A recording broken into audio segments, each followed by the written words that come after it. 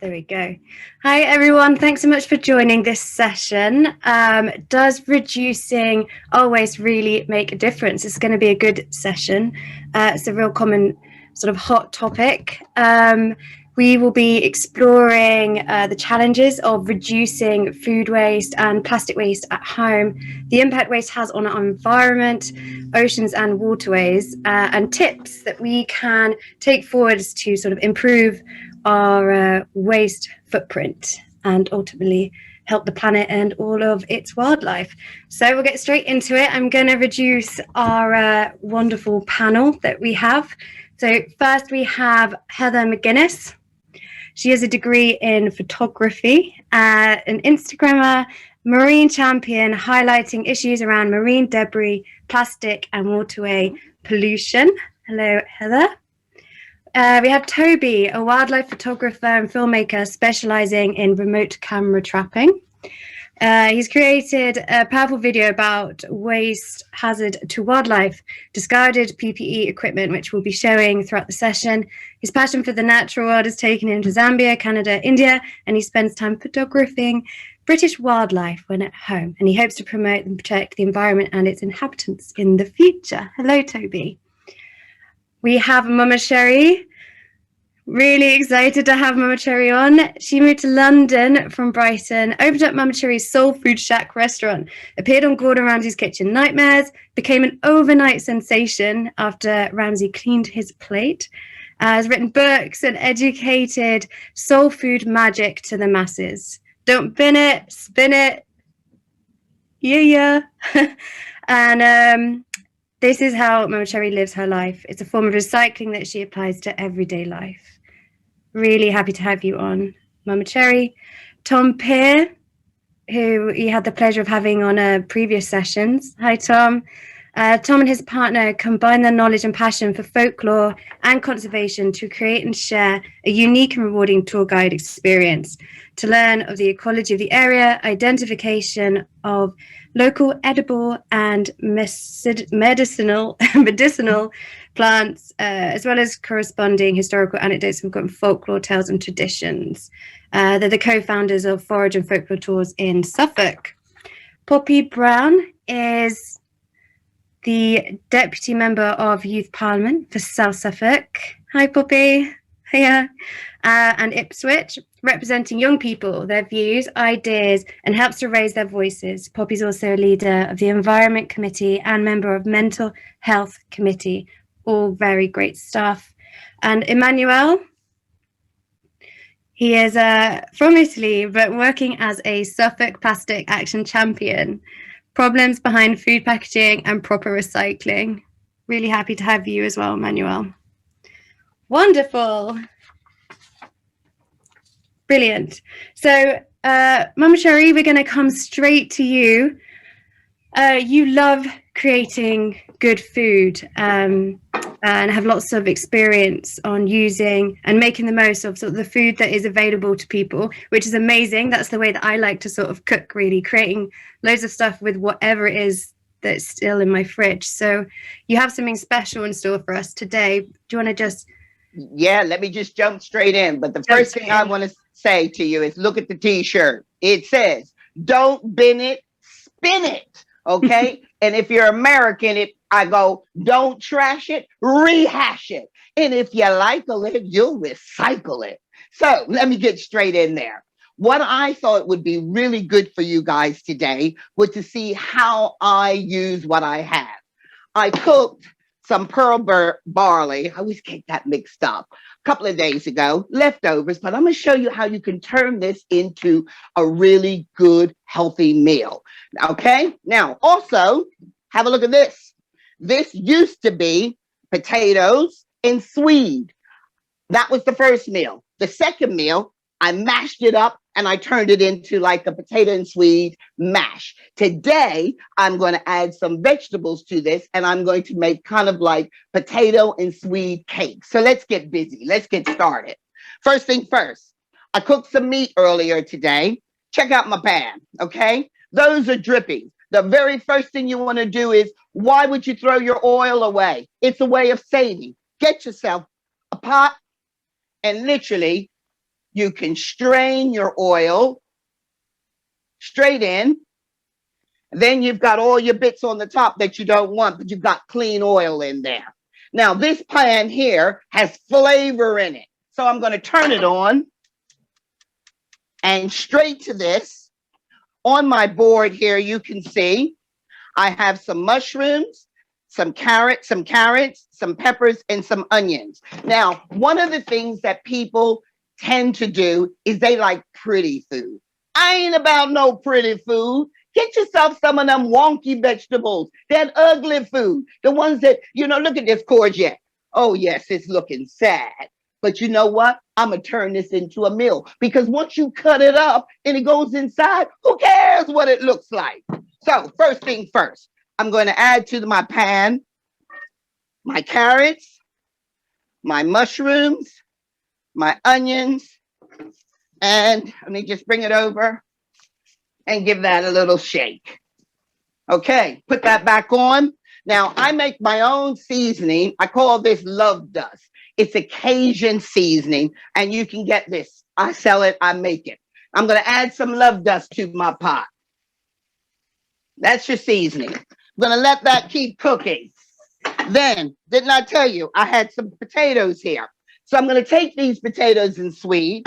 I've got some spring onions, some coriander, and I'm going to dump this out onto my board because what I'm going to do, some coriander, I'm just going to mix all of this together.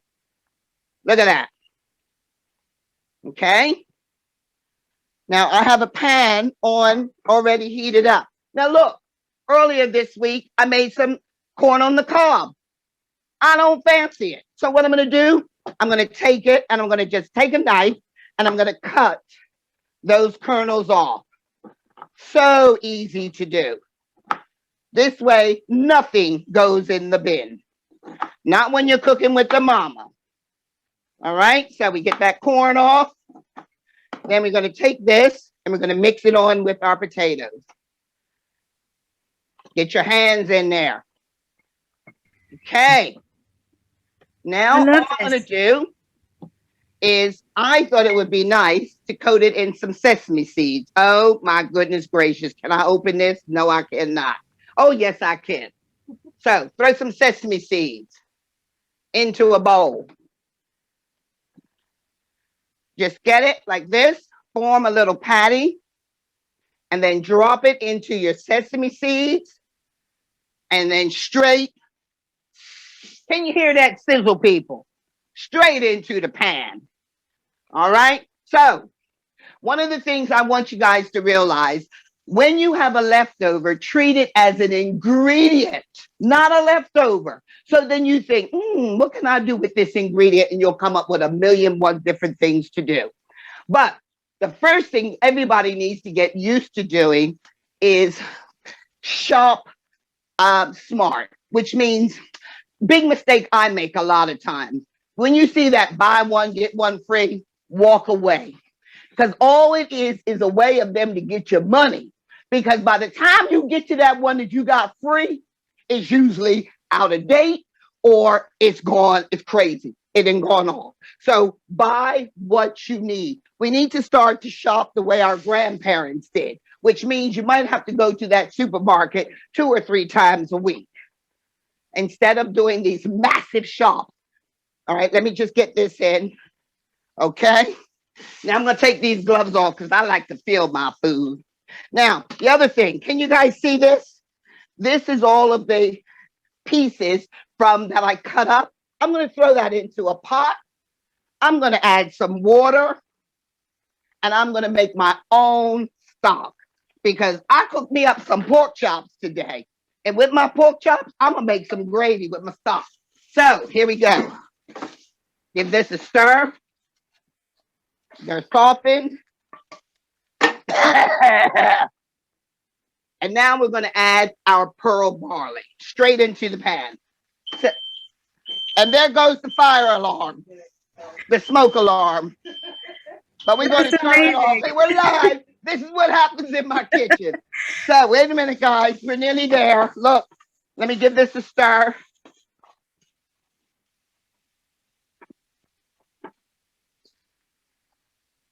Oh, yes. Oh, this is going to be good. Oh, it's going to be good. Let me just add a touch of water. There we go. So I'm going to put this back on. I'm going to cut up this courgette to add to it. So I tell you what, come back to me while I smoke out my kitchen. Sounds good. Sounds good, Momma Cherri. Thanks a lot. So as you continue doing that, we're going to head straight into a video about food waste. Hi, I'm Sam, a Suffolk writer, and I'm working with Incredible Oceans to bring you a few eye-opening facts about your food bin. We all know that food production relies heavily on resources like land, water and energy. But did you know that globally it accounts to about 27% of greenhouse gas emissions and uses 70% of global freshwater reserves? Let's take the UK. 65% of UK adults admit to buying too much food, which ends up being thrown away. We've all been there, right? That equates to 1 in every 5 bags of shopping going straight in the bin. If the average monthly spend on food per person is £167, it means we're wasting about £33 per month. Think about it. What could you buy with an extra £400 a year? Our food waste is almost 10 million tonnes every year. That's the same as 9,500 blue whales, and that's just in the UK. Every tonne of food waste that ends up in landfill creates 4.2 tonnes of greenhouse gas. So if food waste was a country, it would be the 3rd highest emitter behind China and the US. Apparently, the most commonly dumped foods are potatoes and bread. 5.8 million whole potatoes every year in the bin. Talk about a carb crash. And what about that bread? Well, here's another carb overload. 24 million slices every day. Yeah, 24 million slices of bread in your bin every day. So what's going on? Well, one of the biggest factors causing food waste is overproduction, something that needs to stop. Damaged packaging, there's manufacturing, order and stock control mistakes, even cosmetic standards. We're better than that, right? And people not understanding the dates on packaging. Don't even get me started. When you consider that 8.4 million people in the UK are struggling to eat, these statistics seem like downright madness, and they are. In Suffolk alone in 2020, over 50,000 children are living in poverty, experiencing hunger regularly. How is that possible? Think about that the next time you have a 24 million slice sandwich. And that, ladies and gentlemen, that's the story of your food bin. Amazing. So we're going to go straight into a poll. What do you do with the food that you haven't eaten? So this is open to everybody that's tuned in, and I think the panelists as well. We've got comments here. I give it to my dog. Excellent. We've got someone else that says that they also create cake-like foods. Okay, here we go. Brilliant. I find ways to use up leftovers and waste has got the most votes. Excellent. In second, I only buy what I need. I compost in the garden. And then several people have said, I don't know, put it in the bin, which is great because that's why we're having this discussion. Right. So Heather, I'm going to come to you. Hello. Hiya. So I believe you're a bit of a baker yourself. as well. Yeah. Just a little bit. How do you keep your food waste to a minimum? I mean, it's fairly often that when I kind of make a bake for someone else, even for us, there is tons of leftovers. I mean, to be honest, cakes in this house don't often go amiss. We just end up eating them. There are different kind of ways that you can kind of turn different bakes into something else. But to be honest, we like a cake. We're a fiend for a cake, so they don't often go to waste. Amazing. And do you use, sort of like smoothie recipes and everything? Is freezing an option as well? It's just to prevent further waste? Yeah, definitely. I mean, in the summer, we tend to grow our own kind of fruit and veg in the garden, mostly tomatoes. It just goes wild. And one way that we just kind of make them last all year is making pasta sauce and freezing them, so they don't go to waste. They expire quite a bit quicker than what a supermarket tomato would. They go a bit mouldy a bit quicker. So yeah, just kind of finding ways like that to keep them going, keep us going throughout the year. Yeah. Nice. Tom, to you. So I asked what you do with your peelings, and you've come back and said for things like lemon and lime peelings, which I just thought the place for them is really in the compost. You've said to save them, put them in the freezer and make soup stock, veg stock, which is genius. You've also got experience of sort of pickling, and that's another way of making use of all the sort of scraps, as you like, and so they're still quite nutritious, aren't they? But people would quite often just think, well, okay, there's no use for this, I'm going to pop it either in the compost or the bin. But you can get quite creative. Yeah, absolutely. I think there's sort of a lot to be said about what Momma Cherri is doing and showing us how to use what would be considered a leftover, or even in some households, a waste product, and using it as an ingredient for something else, whether again you're either making it into a new meal or preserving it or whatever it is. And I think my biggest thing on that is really sort of our cultural convenience mindset, where if a banana has gone black, I'm going to toss it and go and get another one instead of maybe make banana bread. And I think the other component to that that's a bit of a problem is the fact that people perhaps don't know how to make banana bread. And I think there's a lot to be said about the importance of cooking and the importance of knowing how to cook, and what that can do for you, not just in the kitchen and providing good food for yourself and your family, but sort of the bonds and the way of thought that you can end up starting to have in other aspects of your life when you learn that, I can take this thing that might look like a waste product, but I can actually turn it into something quite cool. And I think that ends up sort of coming into all areas of your life once you start getting that mindset going on.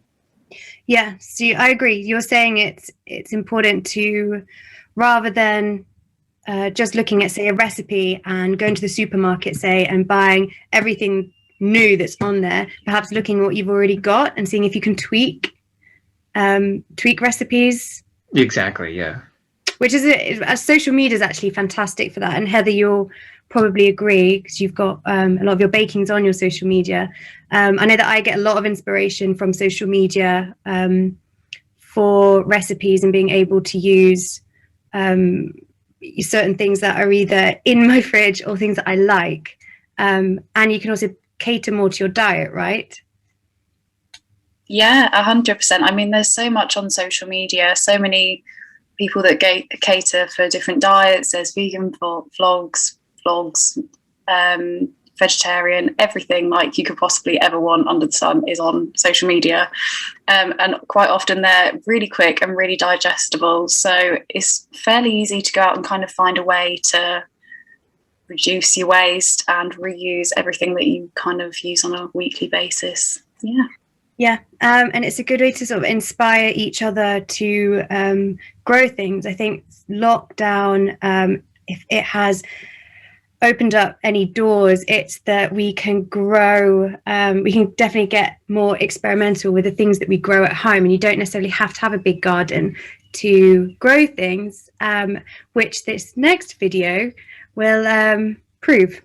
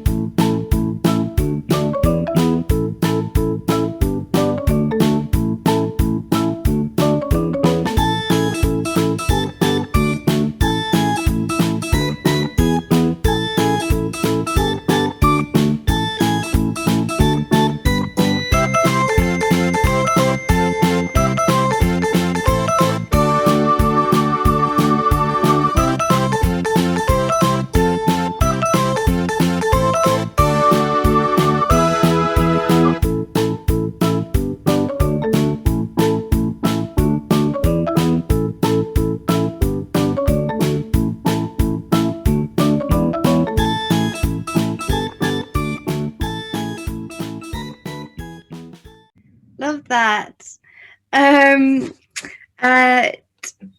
I saw one of my friends during lockdown had cut the bottom of the lettuce that you get and just pop that in the tiniest bit of water, and that started to regrow again, which was fantastic because I love lettuce, and it just took a couple of days. So it shows you what's possible. Toby, have you tried growing your own veg? Well, you're based in Bristol, and Bristol's got a huge scene for sort of buying local, and there's lots of sort of mini markets. So do you find it easy, if not to grow your own, to source local? Yeah. I mean, yeah, that's it. I mean, my sister bought for me for Christmas grow your own tomatoes and chilies and herbs. So yeah, we've got them on the windowsill here, and obviously we don't have a garden here in our flat, but you can so easily grow those sort of things on a windowsill that's getting sunlight, and it's perfect really. But yes, otherwise, I mean, I am very plastic conscious, so it's always a lot more tempting really to shop at these greengrocers and kind of family run businesses rather than the big supermarkets for fruit and veg, purely because they're very much just sat out in boxes and crates, and there's no plastic involved, which for me is a huge benefit. So yeah, I can't say I'm growing a lot, but yeah, certainly sourcing veg, we're certainly a lot more conscious about where we shop. It's also an experience, isn't it? As you're walking around these markets, currently sort of socially distanced, but you get a feel for the freshness of it, and the people that are behind the market stalls have put a lot of care and attention and love into growing these fruit and veg. So it's this whole cycle of, you're not just buying into a better way of produce, you're supporting the people that care about the quality of the produce as well, and the environment ultimately. Yeah, no, definitely. And I mean, you'll notice a huge difference in the quality of the veg as well. It'll often be bigger veg that you can get, these, whether they're organic or just kind of better sourced local veg. It tends to be far better than kind of mass produced supermarket veg. And yeah, sometimes you get even more exciting varieties as well. So yeah, I would certainly recommend checking out your local greengrocers if you can. Yeah, and a huge benefit is that you have such less of the packaging that comes with it. And Poppy, obviously you did such a great job of working with your school. Yeah.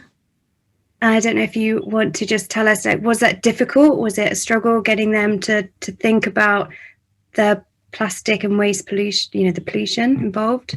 I think it had been something that had been raised for many years. So when I raised it, it was something that was a bit more manageable for the school to actually take in. And then they did actually take it on board, and they switched, firstly did they switch to wooden, then they switched to fully metal, and everyone would sit indoors, and so there wouldn't be any more takeaway boxes, which I thought was really good for reducing plastic and just waste in general.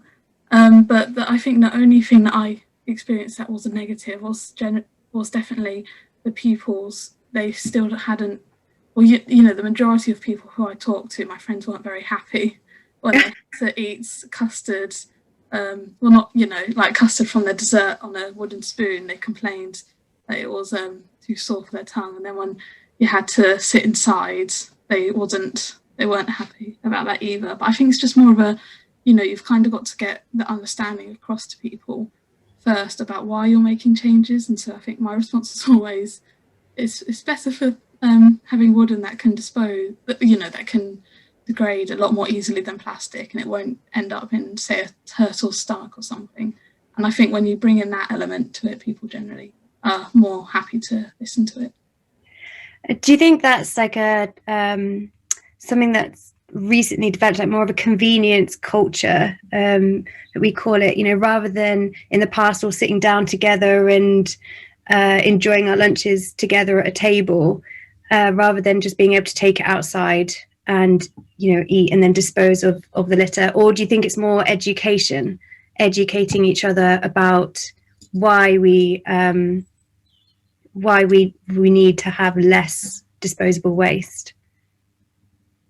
I think it is generally really down to convenience, because I think always in humanity we pick the easiest option, and if taking your food and then eating outside with your friends is the easiest option, then you will do that. But you've got to also, I agree that you've also got to have the education of why we shouldn't take the easiest option always, and how it actually can be nicer to have a sit down meal with friends rather than take it away and eat somewhere else, because then you get, obviously not with COVID now, before COVID, there was a social element to it, because all of the school were in one place together, when generally, obviously before COVID, we would never see each other, and now we don't see each other. But no, I get that completely. So we've got Gina's commented, I heard that schools put it down to cost. Employing someone to clear and wash was economically worse than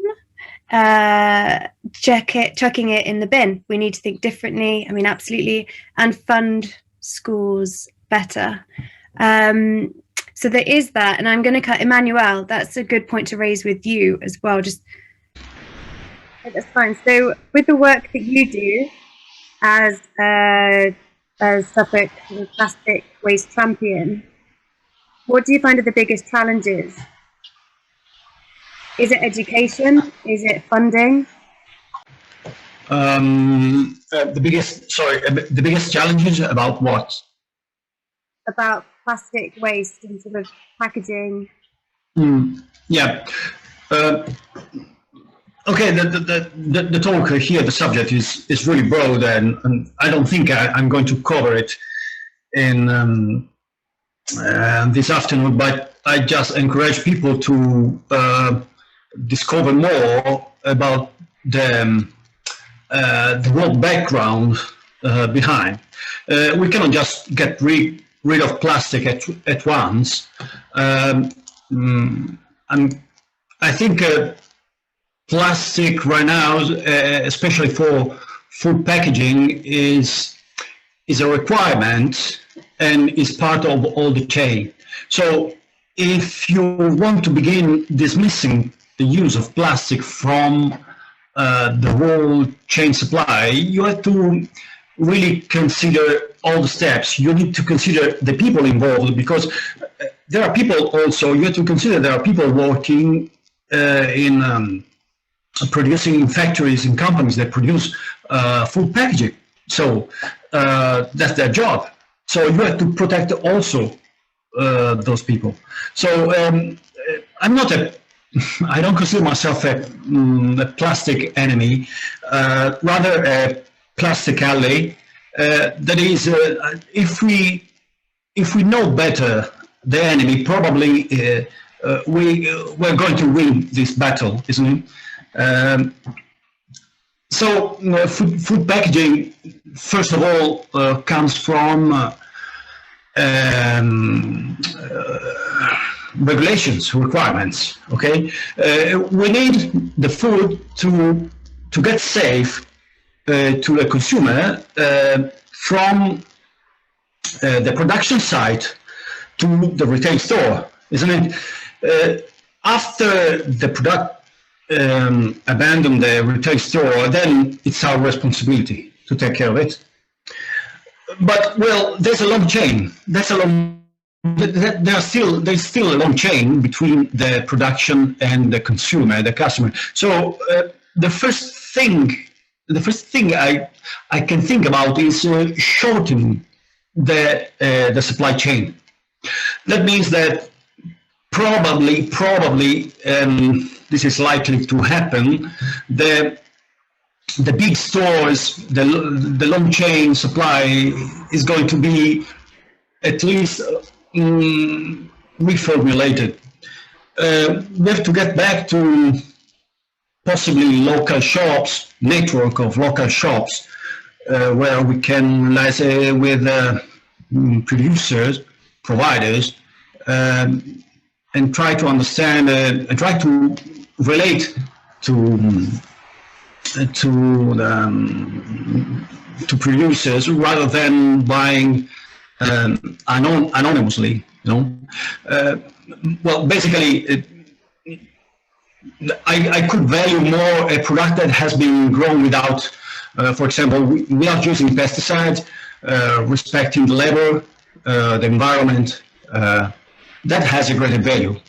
But of course, it does need to be packed in a way that respect also the product. There are constraints that cannot just be dismissed at once. So, if you want, for example, meat packaged, well, meat does need a specific type of packaging in order to arrive healthy on our table. But I can also go by local butcher and buy the meat without additional packaging. Of course, food waste and packaging waste, they go parallel with mass production. If I have a few minutes more, I would like to mention local markets we have in Italy. Street markets in Italy are part of the culture of our country. People, quite often people queue there, people line up and wait. And during the wait, they just talk to each other. They talk about possible recipes or problems of everyday life. Of course, these times are not probably the best to get there and buy food, buy groceries. But well, if you buy on street market, you basically have a single type of packaging based on recycled paper. If you want to visit a country, you just have to drop in a street market.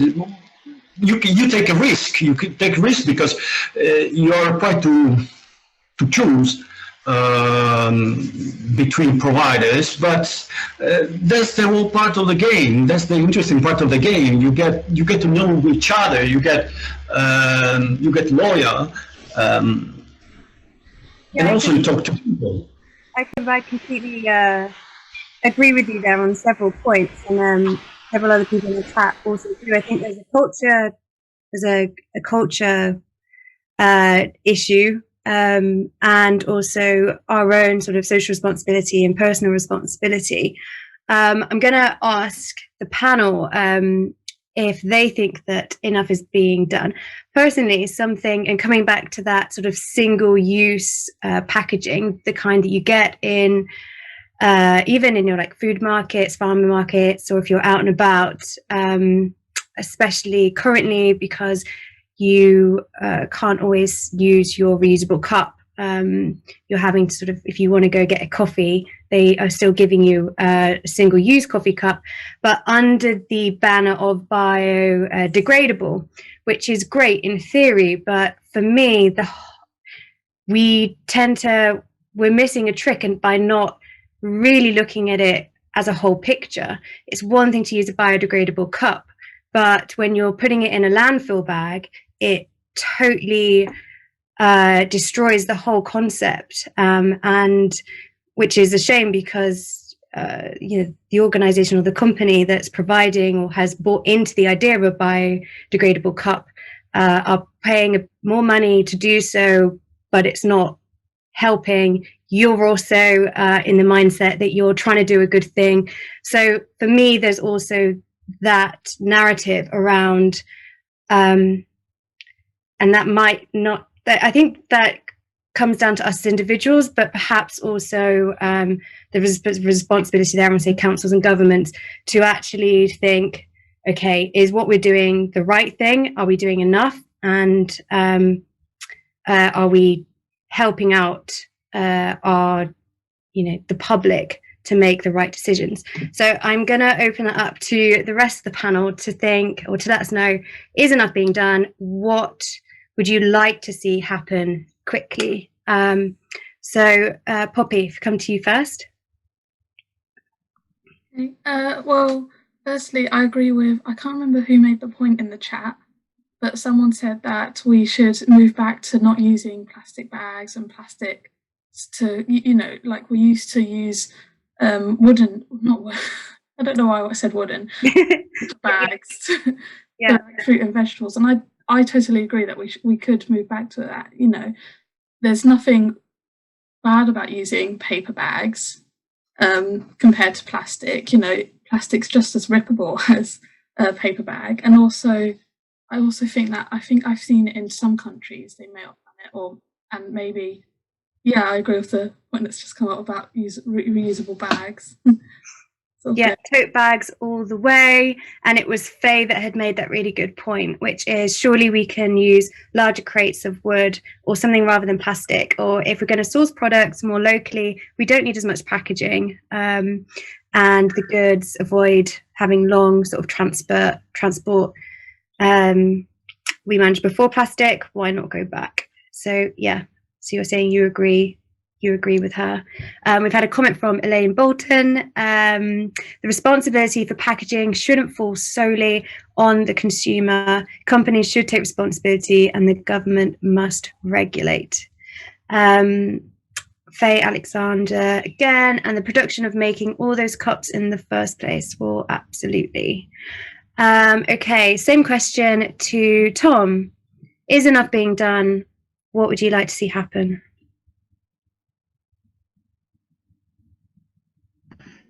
Yeah, I think, to be perfectly honest, I think in a lot of circumstances we are moving in the correct direction. Like you said, lots of companies and things are getting on board with biodegradable packaging,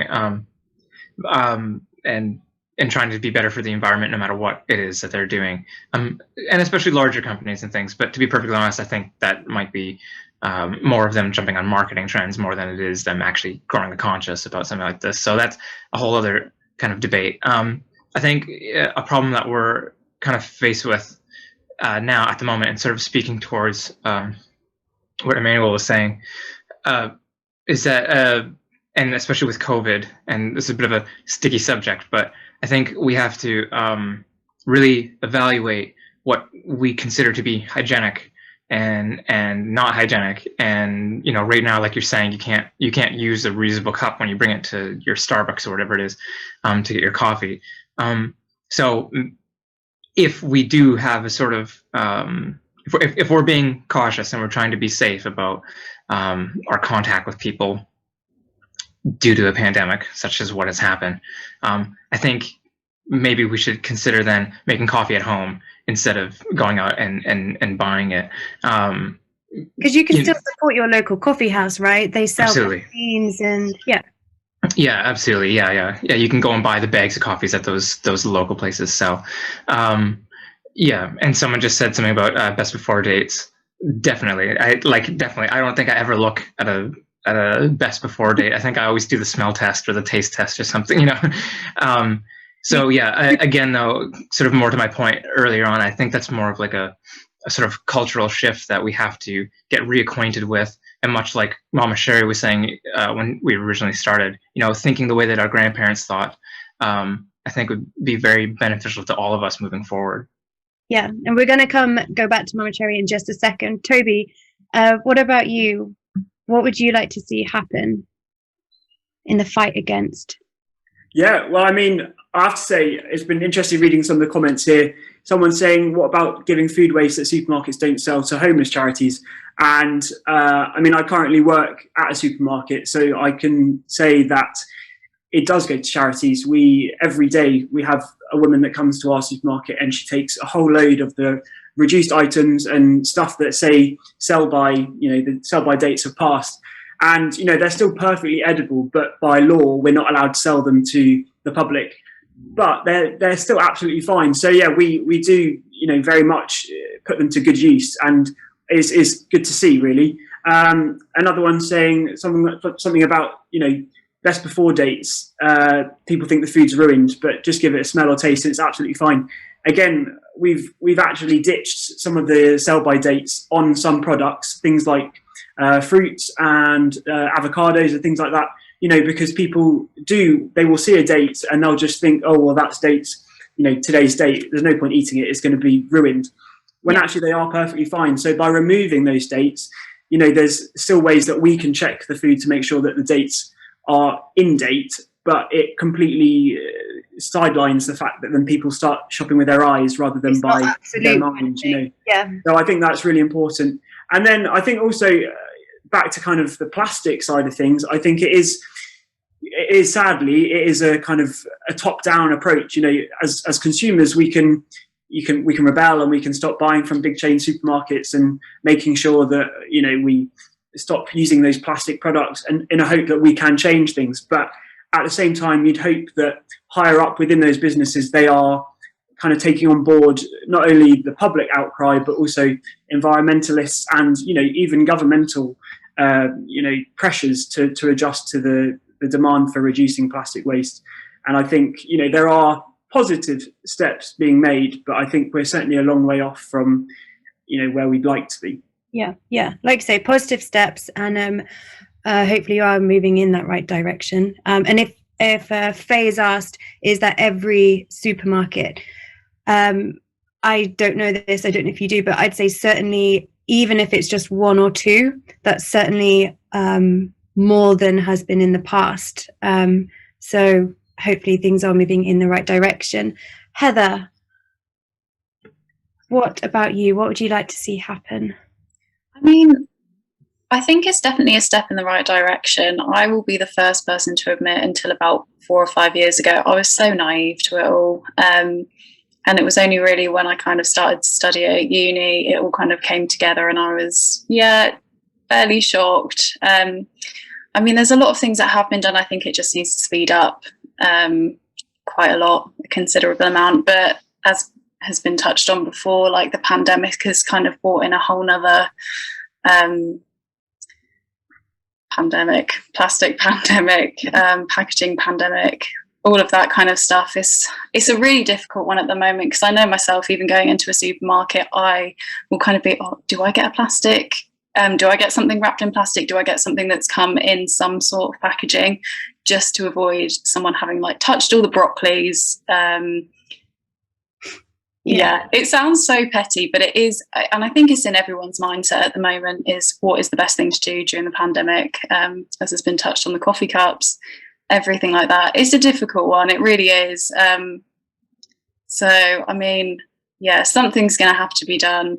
What it is in the current situation, I couldn't say for certain, but it's a tricky one at the moment, definitely.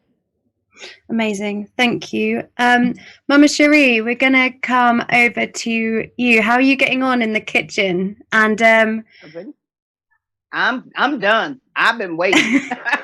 I am ready to plate out. But one thing I wanted to say, I think of a lot of us, when we go into the supermarket, the thing that ticks me off the most is when you see a cucumber totally wrapped in plastic. That I don't get.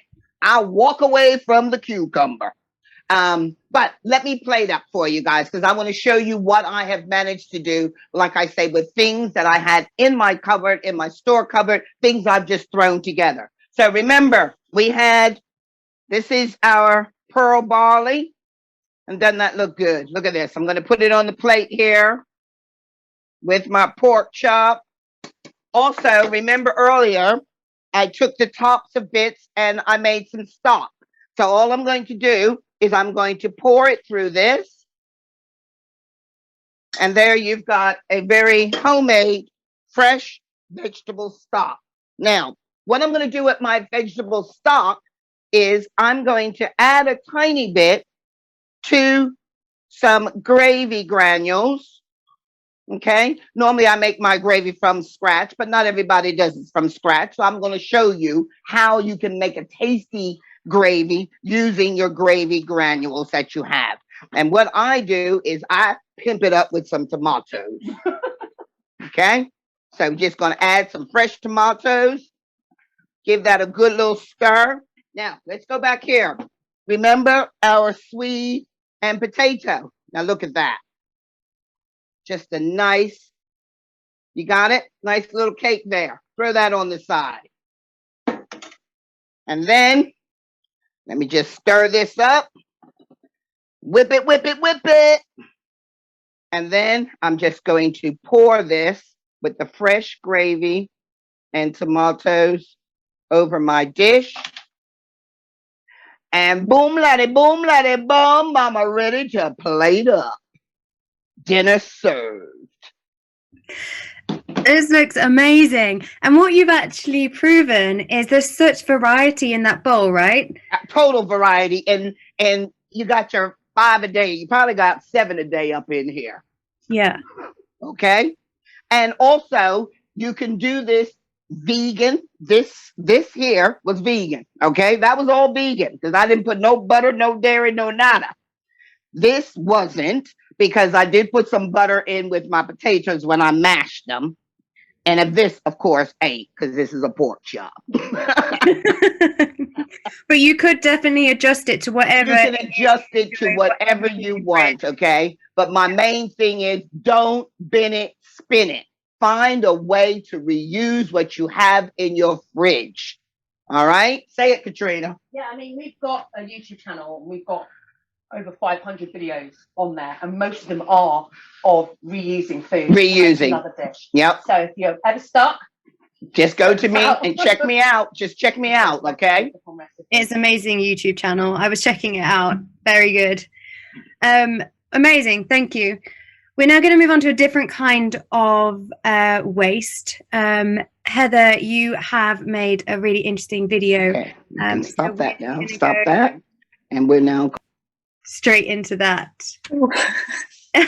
You've done a great it's a great video which explains itself, so I think we'll just we'll head straight into it.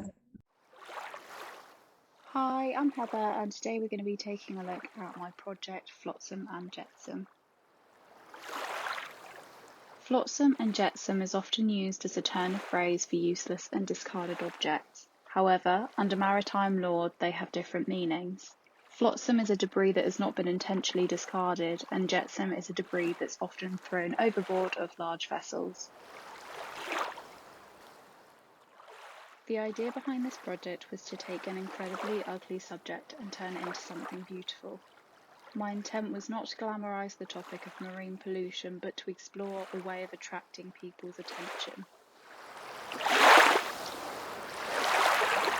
The marine debris that can be seen here has been collected along the East Suffolk coast and has been entangled with seaweed collected from the same surroundings. Quite often this was how it was originally found.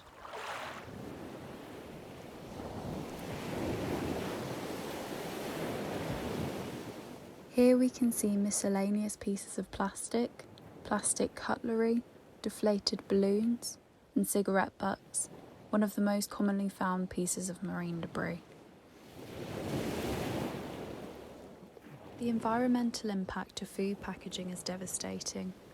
Although the plastic allows for our food to be reliable, safe and clean, it is often designed to be single-use and is unable to be recycled or compostable. You can see multiple items of food packaging scattered throughout these images, some of which belonging to controversial corporations such as Coca-Cola. On average, these pieces of plastic will take around 450 years to decompose in the ocean.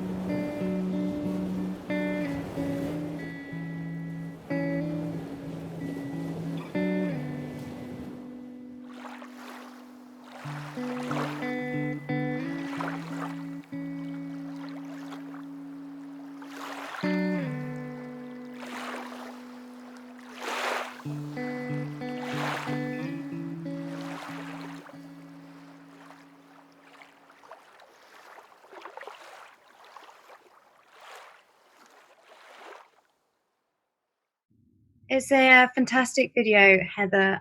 Doesn't glamorize it at all. It's incredibly insightful. How do we make the corporations responsible? So Surfers Against Sewage have a campaign where you can you record the different big brands. If you ever do a beach clean, or if you're just out walking and you spot it, you take a photo and send it to them. Is that a solution to getting them to show up with their responsibilities? I mean, it's definitely a way that you can go about it. I think with that specific project, I was very cautious not to glamorize it, but I also think there's a kind of attraction that there needs to be to draw someone's attention to the matter. It's a very ugly matter that some people are quite happy to just disregard and not become aware of, or just stay naive, how I once was. But I think there needs to be that allure of attraction to kind of draw people into it, and I hope that's kind of what it did. In terms of larger corporations, I mean, there's so much pressure, especially on Coca-Cola.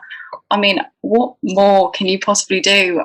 There is so much going on to make them wake up and realise the impact that they're having on the environment. It's insane, but somehow we're kind of still in the same place.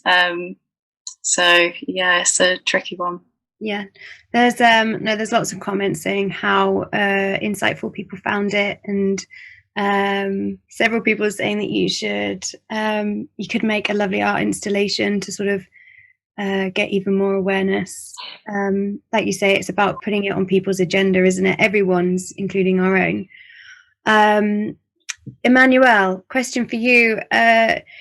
Being a Suffolk Plastic Action Champion, what is Suffolk doing in relation to ocean plastic? Well, I just began as a plastic champion. My everyday experience is when I go running, especially I go running on the beach, try collect bits and parts that have been forgotten or abandoned there. You know, it's just a tiny bit, but if more get involved in this, then we don't have to wait for employees from the council to get there and clean a huge beach. Also, you know, the tides here are quite significant. So if you have abandoned a plastic cup or a coffee cup by the shore with low tide, well, eventually that coffee cup will drift away, and it's just a little more waste into the ocean. So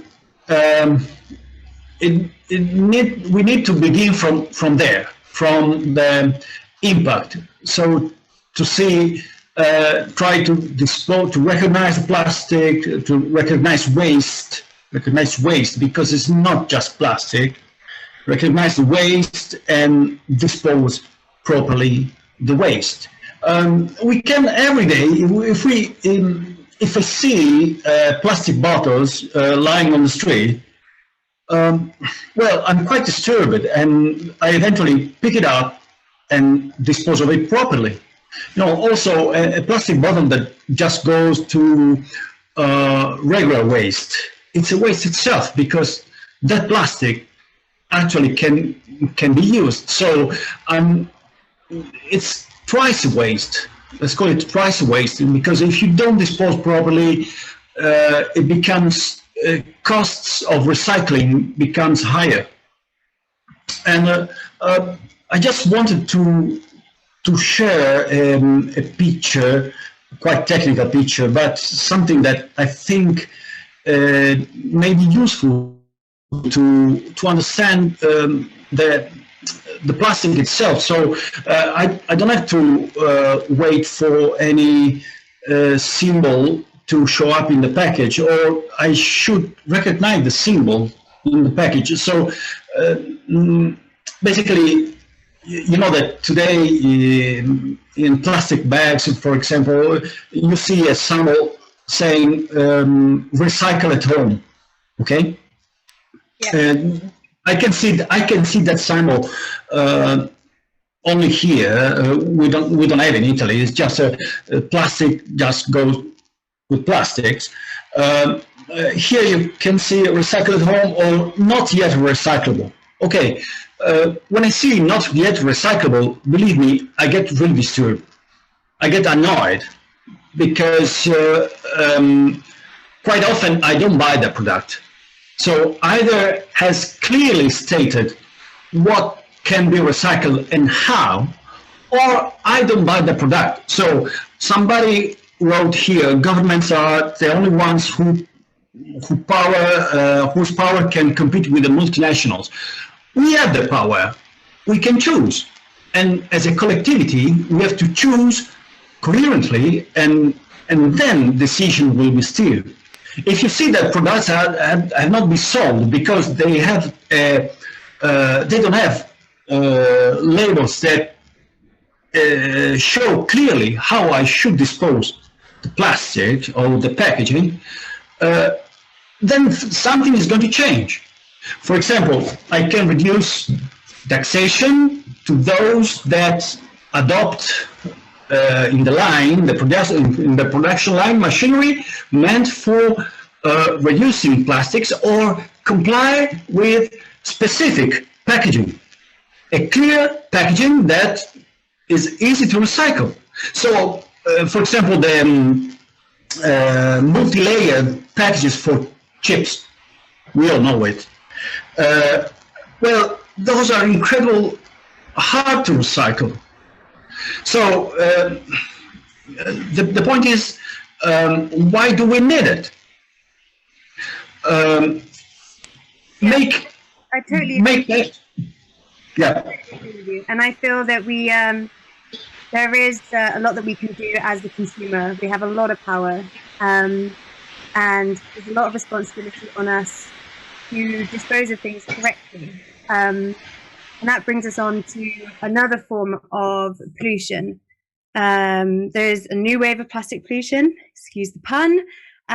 Let's check out this next video quickly.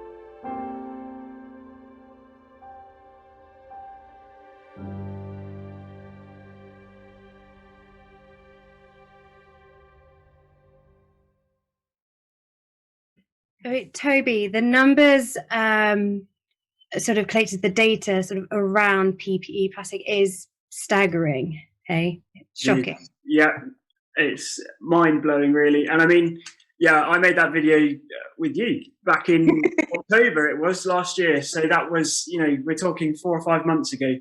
And even then we were kind of completely bowled over with the numbers that were coming out of these, you know, predictions by scientists and environmentalists. And I mean, since then, you know, we're still here, and it's going to be around for a lot longer. I think, you know, masks, whether that's, you know, here in the UK, it's starting to look a lot more promising, thankfully. But, you know, all around the world, they're going to be wearing these PPE, disposable single-use masks for years to come. And I mean, 129 billion masks discarded every month around the world. I mean, they're saying now that they think about 53 million masks are discarded every day in the UK alone, which is, you can't even begin to fathom those sort of numbers. And I think, it is staggering because, it's said 450 years for these masks to degrade in the wild, in the environment. But that's degrading into microplastics, which is a whole new phenomenon which we've just become aware of in the last 10 years or so. And actually, we're talking short term, we're talking about PPE and masks, but the effects of this is going to be catastrophic down the line. And I mean, I don't want to be the bearer of bad news, and it's, there are a lot of positive things going on in the world, but, it is something we need to be really aware of. And I think just by making sure we dispose of these masks correctly is certainly a good step in the right direction. So, the RSPCA between March and September last year, they rescued 900 animals, most of them birds, with these masks that were entangled around their legs and in feathers and all of this. And you think all of that is purely because of the straps on these masks. So it's as simple as cutting the straps, literally just before you throw it away in the bin.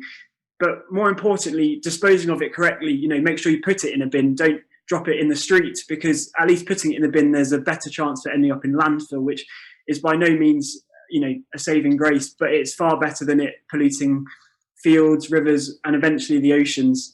But I mean, ultimately, I'd recommend everyone just buy a reusable mask. They're the same price, if not cheaper, than buying a multi-pack of these single-use masks. But you can wash them. If anything, they're better because they're 3 layers, maybe 5 layers of material.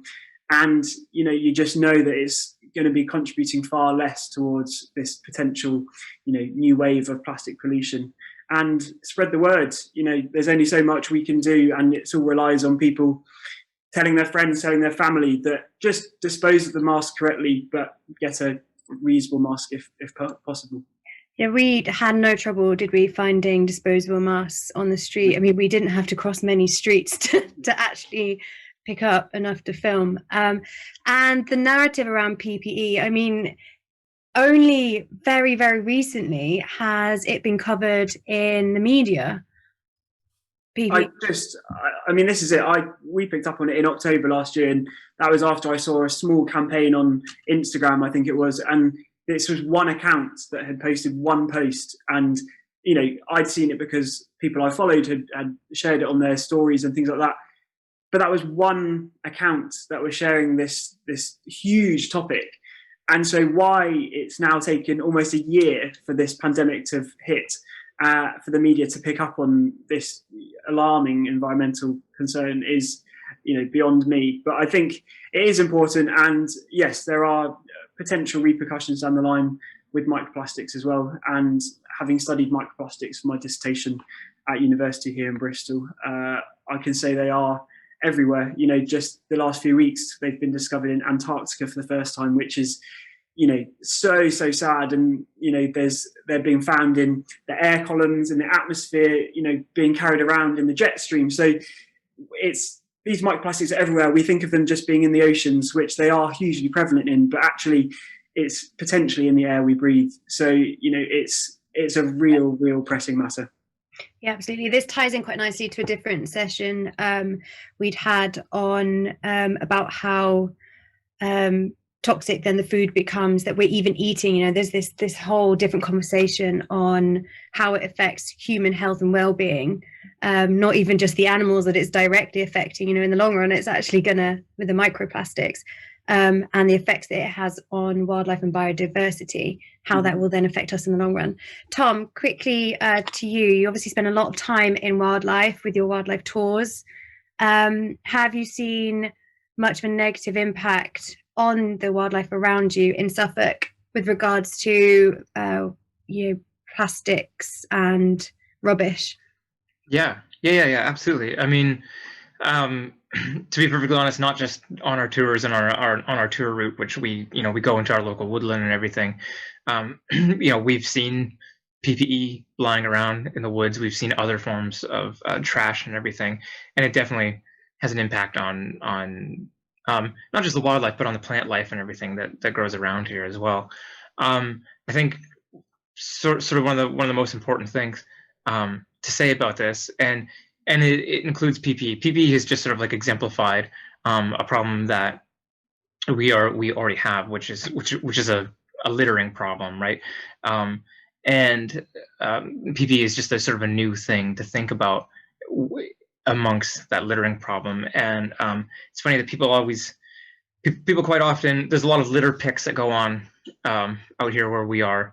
Lots of people really enjoy the woodland here, and they know that the litter has an effect on the wildlife and the plant life here, so they go out and they kind of take it upon themselves to try to right that wrong. But quite often what ends up happening is we ask, well, why are people littering? What's going on? And I think it's really important to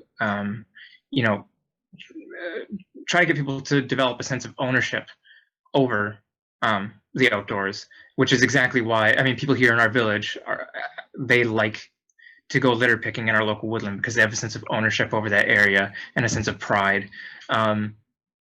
So, even if they're litter picking for the sheer fact for either aesthetic reasons or the fact that they find that it, like, this is their land and their property and they want it to be maintained, it's still going to yield the same outcome of being more beneficial for wildlife and plant life, and ultimately the environment. Yeah. Amazing. Thank you. Well, the question was, does reducing your waste actually make a difference? And for me, it's an obvious answer that yes, but we do require the knowledge, whether that's sort of self-research knowledge or, reaching out to other people, or our councils and governments taking a bit more of a proactive approach. My answer is yes. And just quickly going around each of you, any final words? Heather, do you want to start? Yeah, sure. I mean, absolutely. Probably keeping it to one sentence because I've also taken this session over. That's fine. Yes, it does reduce. Yeah, I think, exactly what you've said. It definitely reduces. Reducing our waste helps. So yeah, I'll keep it short and sweet. Amazing, thank you. Toby? Yeah. I mean, certainly. I think education and awareness is the biggest thing here, and if we can all learn something today from this and take it away and spread the words, that's the most important thing. And yes, it can. People can change. Amazing. It's one of the benefits of social media, I suppose, is that we can use that as a way to share and raise awareness. Tom? Yeah, absolutely. Reducing your waste is going to be hugely impactful, whether it's an individual standpoint or a collective. And as I've said before, I think it's more of a cultural shift and a reconnection to the land and to the folks who came before you, your grandparents and past, that if you really get in the mindset of them, I think you're going to have a new outlook on what defines waste and what you can do. Yeah, totally. I mean, connection is key, isn't it? Reconnecting. Poppy? Yeah, I definitely think that we should reduce our waste because it can make a difference. But I think another issue that we do need to talk about is kind of the trendiness that has now come around wearing PPE, because I see so many people at my school just wearing disposable masks, and I think it's become almost like a fashion statement, which I think is horrible. Horrible that I see them posting on Instagram with them around their necks on their selfies, and it's a bit like, that's not what they're made to be for. And if you wear a mask, wear a reusable one. It's a disconnect as well, which kind of supports exactly what Tom was saying. Thank you, Poppy. Emanuele, one last. Yeah, there are two words that can make the difference: reduce and reuse. So begin with school education to reduce and reuse. Brilliant, strong word. Thank you so much. Momma Cherri.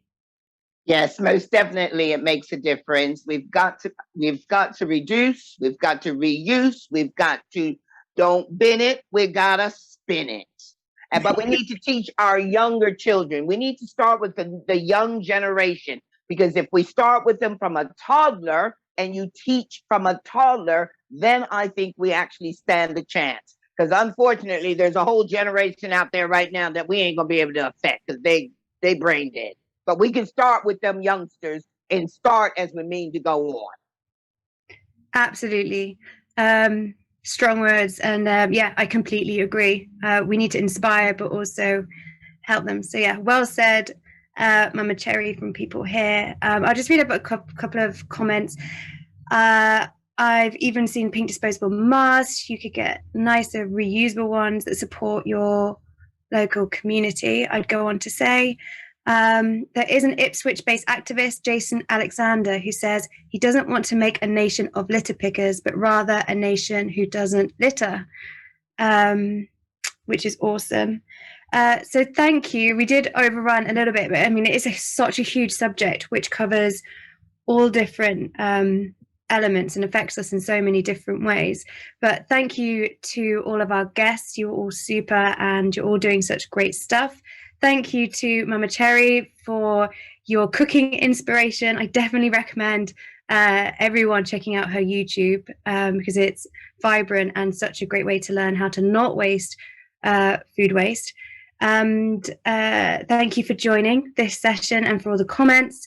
The next session, which is at 4:00, does renewable energy cost the earth? And then later on at 6, should the music industry be more environmental? Both really, really interesting ones. Thanks again to everyone. Thank you for joining. See you soon. Thank you. Bye-bye. Bye.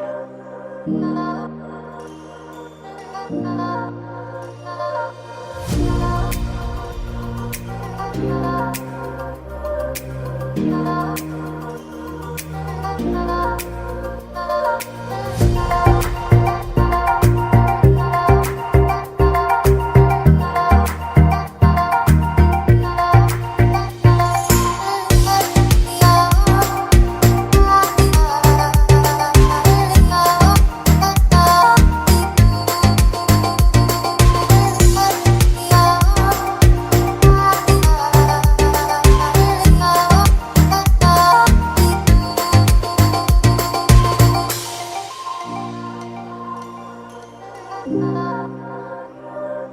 you.